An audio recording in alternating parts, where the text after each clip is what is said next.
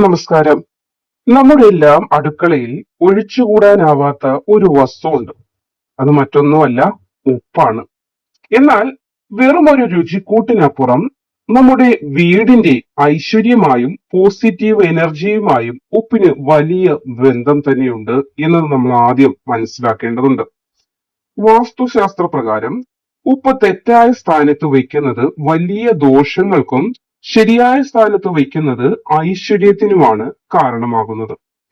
ഇന്നത്തെ അധ്യായത്തിലൂടെ ഉപ്പ് എവിടെ എങ്ങനെ സൂക്ഷിക്കണം എന്നത് നമുക്കൊന്ന് മനസ്സിലാക്കാം. ആദ്യമായി ശ്രദ്ധിക്കേണ്ടത് ഉപ്പ് സൂക്ഷിക്കുന്ന പാത്രമാണ്. ഒരിക്കലും പ്ലാസ്റ്റിക് പാത്രങ്ങളിലോ സ്റ്റീൽ പാത്രങ്ങളിലോ ഉപ്പ് സൂക്ഷിക്കുവാൻ പാടുള്ളതല്ല. ഇത് ദോഷമാണ് വരുത്തുന്നത്. പകരം ഗ്ലാസ് പാത്രങ്ങൾ അല്ലെങ്കിൽ മൺപാത്രങ്ങൾ, ചീന ഭരണി ഉണ്ടല്ലോ, അങ്ങനെയുള്ളവയിൽ ഉപ്പ് സൂക്ഷിക്കാനായിട്ട് പ്രത്യേകം ശ്രദ്ധിക്കേണ്ടതാണ്.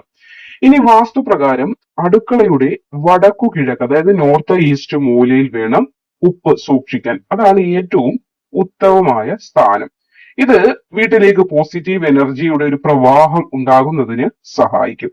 ഉപ്പ് എപ്പോഴും അടച്ചു വെക്കാൻ കൂടി ശ്രദ്ധിക്കേണ്ടതാണ്. തുറന്നു വയ്ക്കുന്നത് നെഗറ്റീവ് എനർജി വലിച്ചെടുക്കാൻ കാരണമാകുമ്പോൾ പോസിറ്റീവ് എനർജിയാണല്ലോ നമുക്ക് വേണ്ടുന്നത്. അപ്പോൾ ഉപ്പ് തുറന്നിരിക്കുന്നതും നെഗറ്റീവ് ദോഷങ്ങൾ വന്നു ചേരുന്നത് നമ്മുടെ ഗൃഹത്തിലേക്ക് ആവാഹിച്ചു വരുന്നു എന്ന് പറയാറില്ലേ, അതേപോലെ വന്നു ചേരുന്നതിനും കാരണമാകും.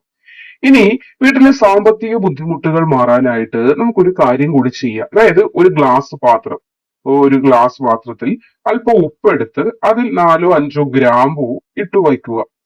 ഇത് ധനലാഭത്തിന് സഹായിക്കും.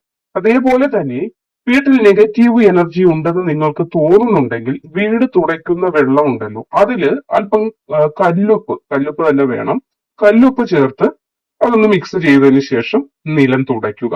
ഇത് മാനസിക പിരിമുറുക്കം കുറയ്ക്കുന്നതിനും വീട്ടിൽ സമാധാന അന്തരീക്ഷം നിലനിർത്തി മുന്നോട്ട് കൊണ്ടുപോകാനും ഒരുപാട് സഹായിക്കും. രാത്രിയിൽ ഉപ്പ് കൈമാറുന്ന കാര്യം ഞാൻ പ്രത്യേകിച്ച് പറയേണ്ടത് നിങ്ങൾക്ക് അറിയാമല്ലോ.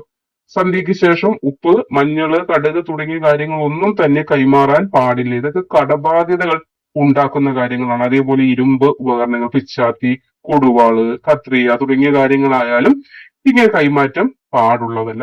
നമ്മൾ മനസ്സിലാക്കേണ്ട കാര്യമുണ്ട്. വളരെ നിസ്സാരമെന്ന് തോന്നുന്ന കാര്യമാണെങ്കിൽ പോലും ചിലപ്പോൾ അത് ഉണ്ടാക്കുന്ന ഇമ്പാക്ട് വളരെ വലുതായിരിക്കും. ഇപ്പോൾ ഉപ്പിന്റെ കാര്യത്തിൽ തന്നെയാണെങ്കിലും നമ്മൾ വിചാരിക്കും കേവലം നിസ്സാരമായ ഒരു വസ്തു അല്ലേ ഉപ്പ് എന്ന്. പക്ഷേ അങ്ങനെയല്ല. ഇത്തരം ചെറിയ മാറ്റങ്ങളിലൂടെ തന്നെ നമ്മുടെ ജീവിതത്തിൽ വന്നു ചേരാൻ പോകുന്നത് ചിലപ്പോൾ വലിയ ഭാഗ്യാനുഭവങ്ങളായിരിക്കും. അപ്പോൾ ഐശ്വര്യവും സന്തോഷം നിറഞ്ഞ ഒരു വീടിനായിട്ട് ഈ കാര്യങ്ങൾ തീർച്ചയായും അറിഞ്ഞിരിക്കേണ്ടത് അത്യന്താപേക്ഷിതമാണ്.